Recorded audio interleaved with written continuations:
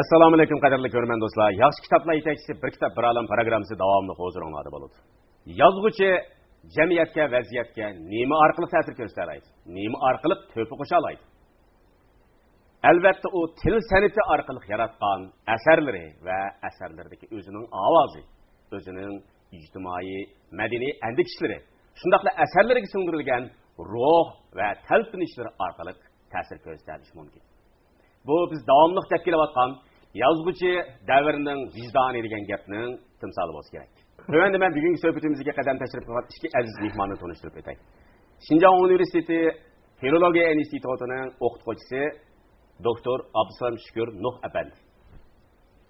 Xinjiang Universiteti Filologiya institutining adabiyot fanlari doktori Sulaymon Qayum apandi.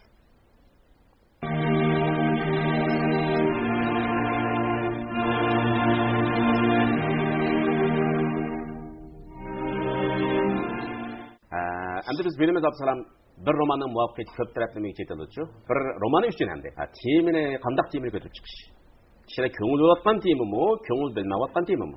U bir muayyan bir jamiyatning muayyan bir davrninki bir taqozosi ifodalab beriladigan temimi emasmi?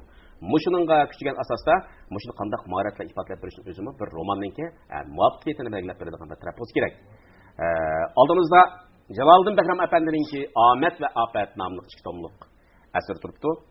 Andaqda mushu Omad va Ofat nomli romanda avtorning ko'tarib chiqayotgan temasi zot qanday tema? Mushat qarashlaringizni o'zlab boqamsiz. Yozuvchimiz Jaloliddin Bahram apandiniki Omad va Ofat nomli ikki qismli romanda yozuvchi ijtimoiy reallik temasini ko'tarib chiqdi.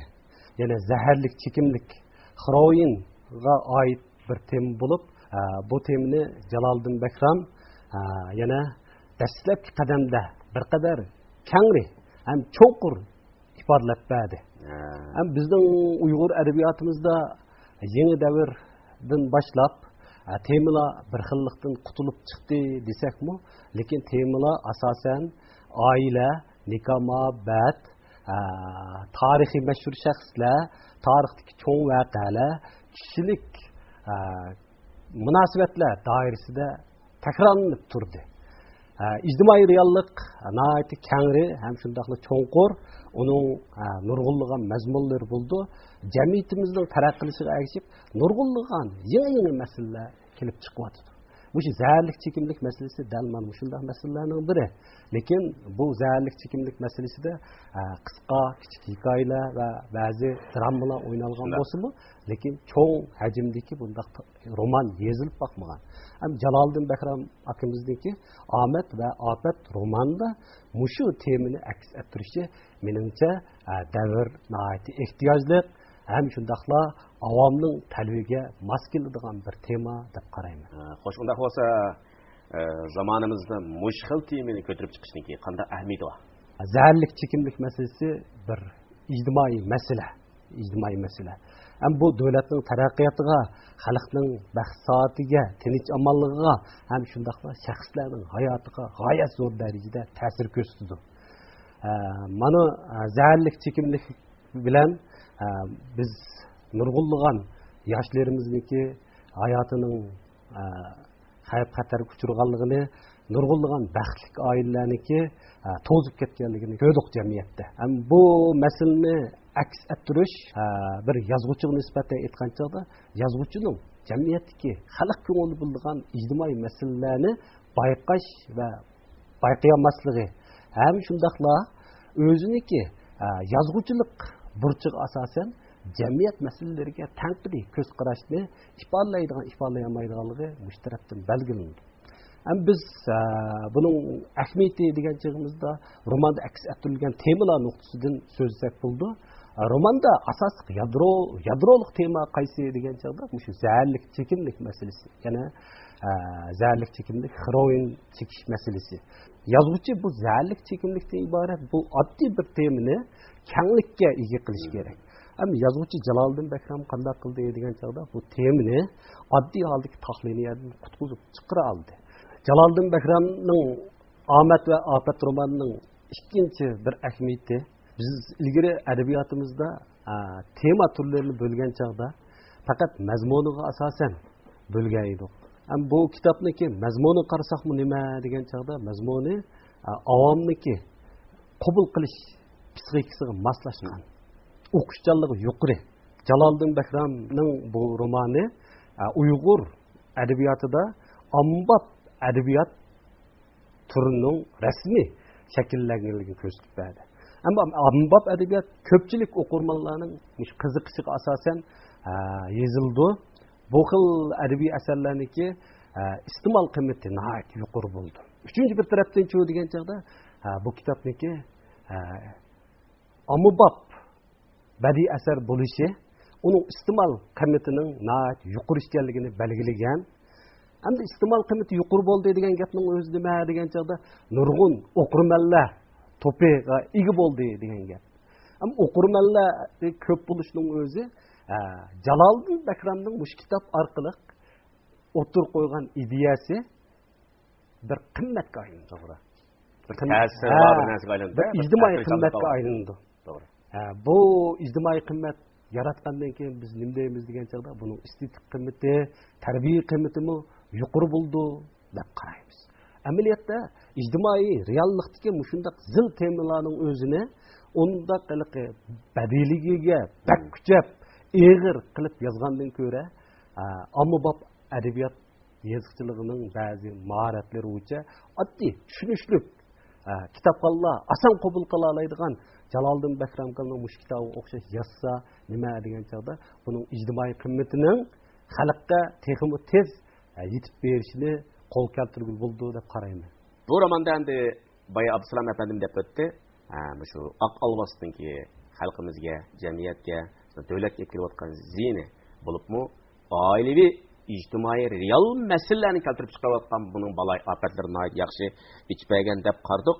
Undaqda avtorning bundaq keng badiiy muhit yaratib, bu temani yoritib berishninki qandaq orif ko'rinish bo'lishi mumkin. Ataq yozuvchimiz Jaloliddin Bahrom afandining Omad va Ofat degan bu romanida Xiroyinninki jamiyatimizga keltirgan, yoshlarimizga keltirgan balay ofatlari, echinish oqibatlar kishining yurak tarini titrakdek darajada intayin yorqin tasvirlangan. Buning tarix orif ko'rinishi deganda 80-yillardan keyin shu islom ishini echib o'tishdan keyin bir qism tijoratchilarimiz savdoga uyg'unib, xalqimiz savdoga kirishdi. Shu jarayonda 13-14 yoshlardagi bu qadrdan kichik turiblar savdoga aylanib kirib, hayotning talay dashqazolarida qaynab, pishib, oxiri danglik savdogar bo'ldi bu. Savdogar bo'lib, ishkirlar bilan savdolarni qilib, nihoyat ro'naq topdi. Demak, bu shu jarayonda savdoga kirishgan, kichik savdolardan cho'ng savdolarga yurish qilib, ishkir bilan bozor ochgan, taraqqiy topgan savdogarlarimizning tipik vakili. Ammo tarix orqali ko'rinish nima deganda, mana mushunga o'xshash talay yaxshi savdogarlar, ajoyib o't yurak, tavakkulchi, jiroqni ko'radigan, iqtidorli savdogarlarimiz bo'lgan, yoshlarimiz bo'lgan. Ular azroq pul topgandan keyin nima bo'ldi desa, ezib, qiroyindan iborat bu maynat iflos narsaga o'rganib olib, bisadrining hammasidan qo'rib qolib, oxirida qaqsinan bo'lib, yosh turiblar tugab ketgan ishlar degan talay bo'ldi. Qiroyin nurg'un balo qazolarni akeldi. Uning ta'sirida aydis kesili va uning natijasida oilaviy buhron, iqtisodiy xaroblik, ma'naviyatdagi xaroblik bu narsa tadrijiy jamiyatlashib, xuddi zanjirsimon reaksiyaga o'xshash bir-birini paydo qilgan nurg'un salbiy narsalarni, salbiy oqibatlarni keltirib chiqadi. Jaloliddin Bahrom apandi Xiroyinning biz keltirgan ziyonkashlikdan iborat bu zil temini ching tutib, keng ijtimoiy sahnaga qo'yib turib, bahmi ro'naq topgan. Shunday ro'naq tepib, oxirida aqida e'tiqodidan butun ayrilib, hatto istiqbolni sepmagan suyimli yoshlarimizning, suyimli savdogarlarimizning bir obrazi bo'lgan qadrdan obrazini bir tragediyalik personaj sifatida o'tirg'i chiqadi.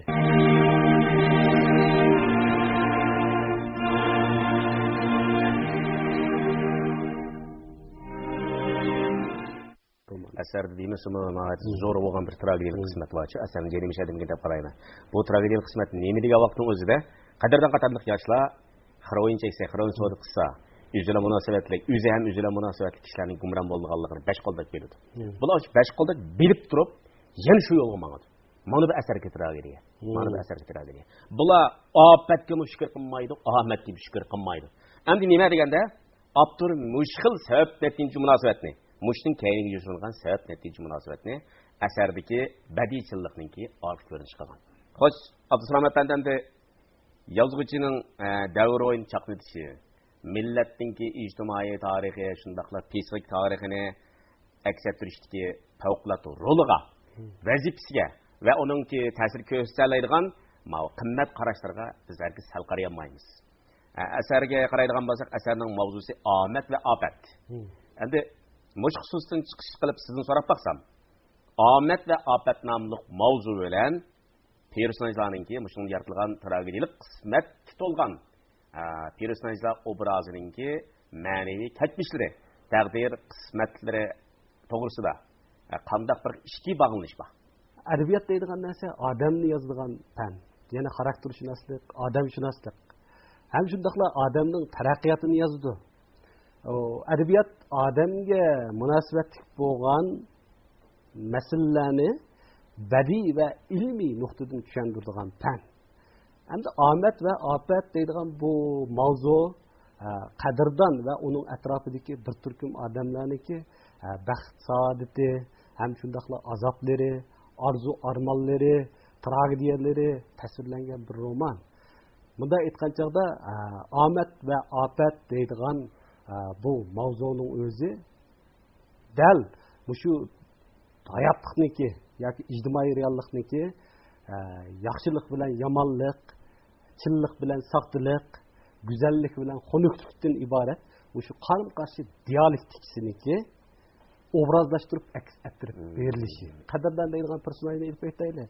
Qadrdonning o'sib bitilishi, so'zida bir dilla natija qozonishi, uningdagi heroinga xumavlab, butun hayotiy nishonlardan ezib, oqibatin tragediyalarga duchor bo'lishi qatorliqlarning hammasining manbasi bor. Bu manbalarni nerda izlaymiz degan chog'da tarixiy, ijtimoiy nurg'un nuqtalardan ilmiy tekshirish ilib borgan chog'da shu oldingi asrning 80-yillardan asrning oxirigacha bo'lgan bu Uyg'urlarningki kishilik qimmat qarashini yo'rtib chiqqil bo'ldi. Yozuvchi buni faqat obraz nuqtasidan omad va ofat deb ifodalaydi. Demak, omad va ofat nomli bu mavzu bir xil simvollik, bir xil bo'lganda. Qadrdon 14 yoshida Ürümchiga qanqib chiqib, Ürümchidagi 3 jo'n bozor, gul qaqsoda ishlari top taqilamish bozorda pul topidi, yuz topidi, yo'l topidi. Biroq bu pul topgandan keyin qanday bo'ldi desa, keyin heroin savdosi, heroin chekishib yilib qolgandan keyin butunlay qaqsadan bo'ladi endi. Mushkil kayfiyatni bizningki tijorat engimizdagi pul tepib aql topolmagan. Aql tepib pul topolmagan degan aytimga bir bisharatlik rol o'ynagan deb qarasak qanday xola so'ymadan sizga. Intayin to'g'ri dedingiz. Bizda pul tepib aql topolmagan, aqlni tepib qaqsanan bo'lgan bunda odamlar intayin jiq. Bu shu omad va ofat romanidagi qadrdon narsa u nayt jigarlik bola. Tavakkulchi, qo'rqmaydi. U har xil sodlarni qilib boqdi. Jamiyatning issiq sovuqlarini toza ko'rib, oxirida sodada utib chiqdi. Boy bo'ldi. Lekin buning ma'naviyati intayin osh. Jaloliddin Bahram ko'tarib chiqmoqchi bo'lgan qadrdonning tragediyasidan bir nuqta bilgan u nima desa, diyonat, e'tiqod va axloq tarbiyasi ojiz. Bu xil holatda topgan boylik bilan amaliyotda odam boy bo'lish emas, balki nomrodlashib ketadiganligini. Boylik bilan fazilatniki munosabati tangpong bo'lmasa, buzilib kelsa, bu chatoq chiqadi degan bir xil falsafiy qarashni yo'ritib turadi.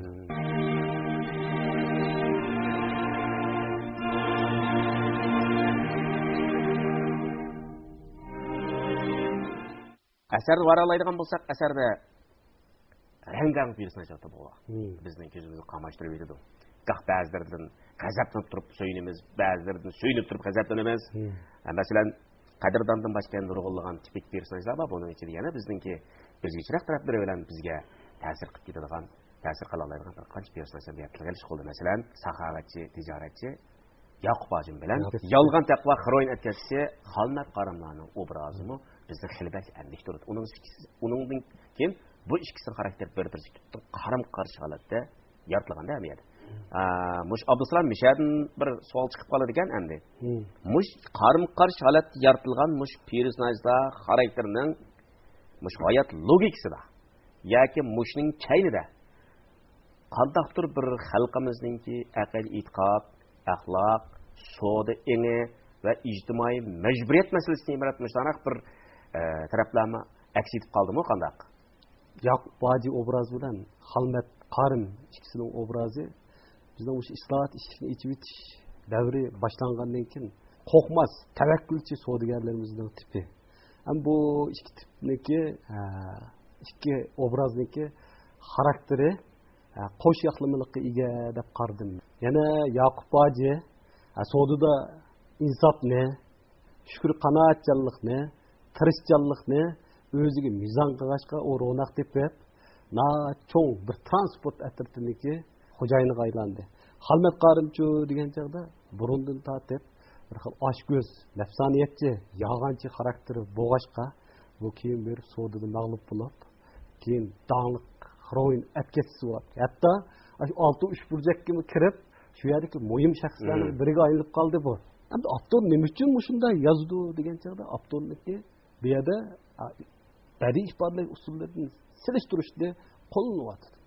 Silishtirish usuli personajlarning xarakterini texmi cho'nqur etib berishga yardım bor. Bundaqda ishkinglardan yana so'rab baqsam, romanda avtorningki shu material tanlash eni, undan keyin izlanishlar əsərindəki real asasını təkiriş işləri, şundaqla oyun işləri, şundaqla bu məsələni bədii dərsi götürüb çıxıb, növbətdəki ictimai reallıqqa bədii diaqnoz qoyuş işləri qandaraq dərəcədə cari olğan.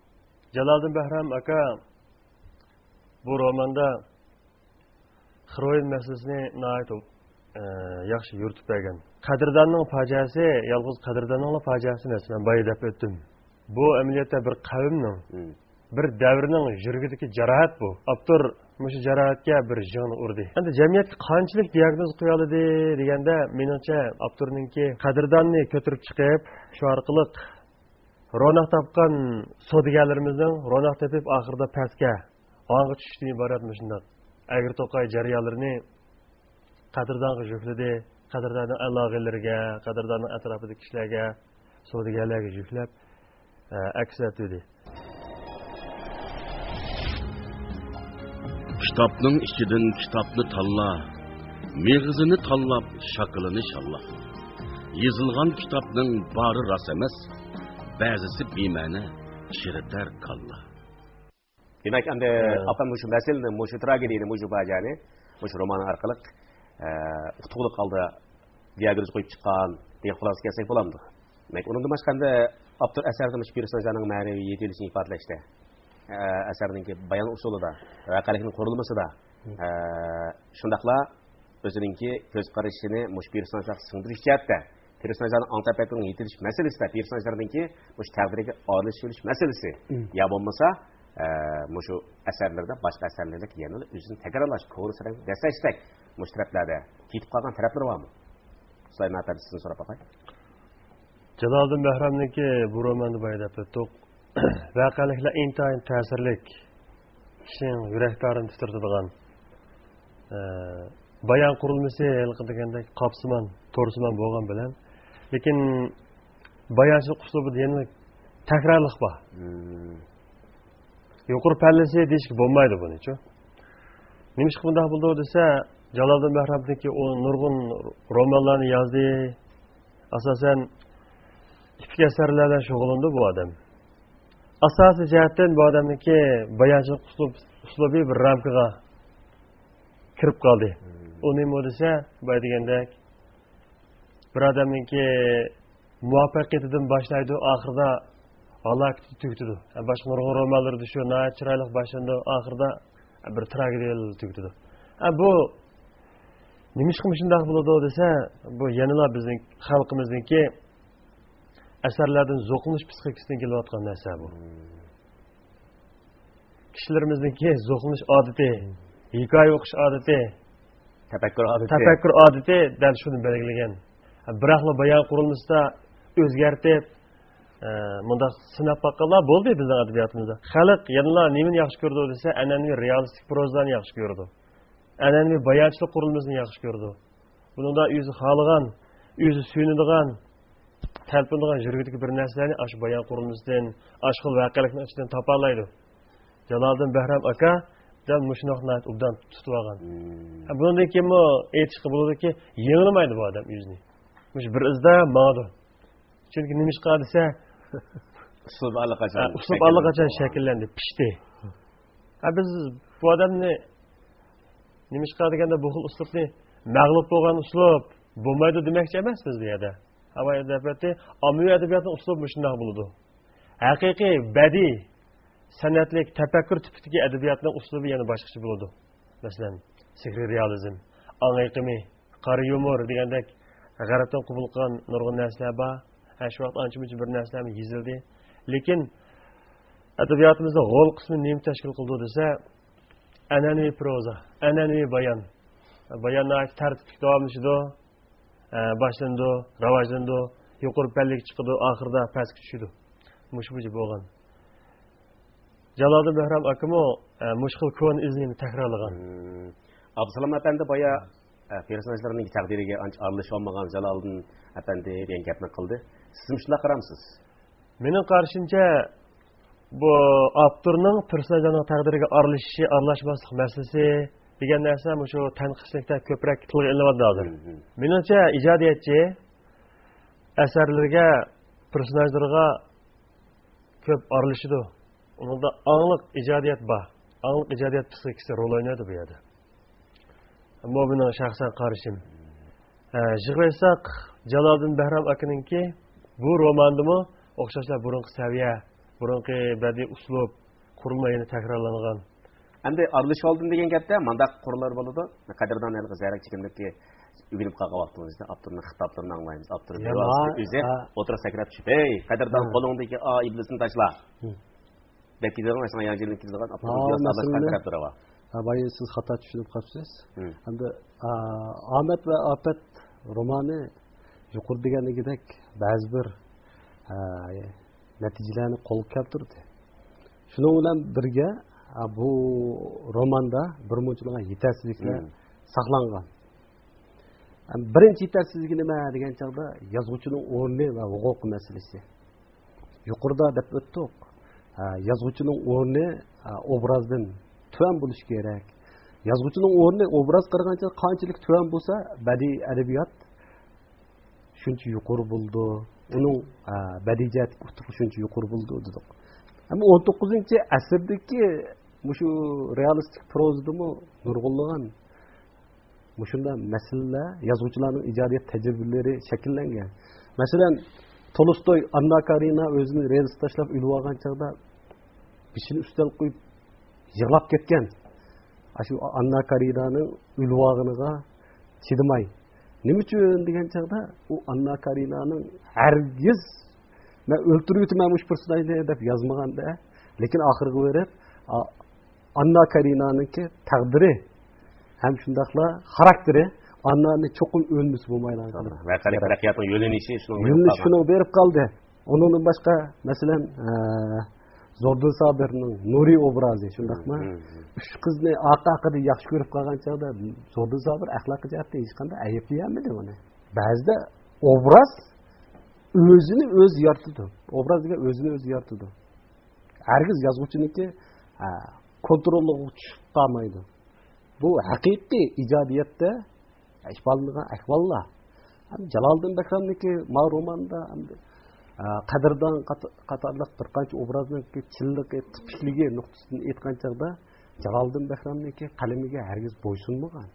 Shunlashda bu obraz nihoyat ko'p qatlamliq, xarakteri murakkab bir obraz bo'lib chiqqan. Bu nuqtadan muayyanlashtirish kerak. Lekin Jaloliddin Bahramniki shu yozuvchining o'rni, bayondagi yozuvchining o'rni va mavqesi masalasida ketkizib qo'ygan nurg'un taraflar bor. Qadrdon va bir qancha obrazdan boshqa obrazlarning hammasining ish harakatiga, hissiyotiga ortiqdan ortiq aralashib olgan. Yana u personajda bir harakat, bir faoliyat ilib borsa yoki harakat ilib borsa, hayajonini bosolmay, o personajga vakolatdan so'z qilib ketadi. Qadrdon uchunmi nurg'un so'zlarni devatgan. Masalan, birinchi tomning 21 betda deymi? Qadrdon iliq farishtonning tushini ko'rgandan keyin Urumchiga mang'ilgan chaqda mening oldimga keldigani azobmi yoki omadmi? Men o'zim bir yengib boqay deydi. Qadrdonning yishiga bu dialog mos kelmaydi. Amaliyotda bu kimning gapi degan chaqda javob ham o'zining gapi. Demak, qadrdonni yoritishdimi? Boshdan bu aralashib olgan. Lekin ba'zi yerlarda chu degan chaqda ba'zi yerlarda qadrdon u odamga bo'ysunmay kontroldan chiqib ketgan. Lekin nurg'unlagan personajlarda yana bu odam başdan oxirgi personajlarni kontrol qilib olgan. Undan boshqa bayonni kontrol qilib olgan. Yana yozuvchining bayoni jiq kirib ketgan bu asarga. Asli personajlar o'zining ish harakati, ideyasi, hissiyoti orqali voqeliklarni tashkillasi bo'ldi. Bu odam chu degan chaqda bir voqelikni so'zlashdan avval bu voqeaning yechimini oldin topshirib o'tdi. Masalan, Qadrdonning tush motivida bu roman allaqachon yechimi oshkor bo'ldi. Yezilib bo'lgan allaqachon bu roman. Epigrafdami o'sha tarafda? Yezilib bo'lgan. Endi bu voqelik qo'g'lishib o'qiydigan o'qirmanlarga nisbatan aytgan chaqda oxirsini o'qisi bo'ladi. Lekin tafakkur qo'g'lishilgan o'qirmanlar chu degan chaqda 21 bet kelganda yepishi mumkin bu roman. Yeshim chiqib bo'ldi-da allaqachon. Demak, Jaloliddin Bakram shu yozuvchining bayondagi o'rni va huquq masalasida personajlarni, voqeliklarni, syujetlarni haddan ortiq kontrol qilib oladigan mushkil odat bu romanda saqlangan. Jaloliddin Bakramning boshqa ommabop romanlarida bu xil kamchilik bor. Lekin ommabop adabiyot nuqtasida ilib aytgan chaqda bu xil kamchilikni yana kechirishga bo'ldi. Ham ikkinchi bir yetasizligi qaysi degan chaqda Jaloliddin Bakram romanda xarakterlarning to'liq mukammal yoritilishini ishga oshirmagan. Ham oddiy qilib aytganda personajlarniki yoritishniki usullari ko'p xil bo'ladi. Ham bir xil usul nima degan chaqda dialoglar, harakat bilan personajlarning obrazini yaratish. Yana birisi nima degan chaqda uning qalb cho'nqurligini qizish. Jaloliddin Bakram akimizning romanini qarab baksak, butunlay voqeliklarga murojaat qilgan. Voqeliklarga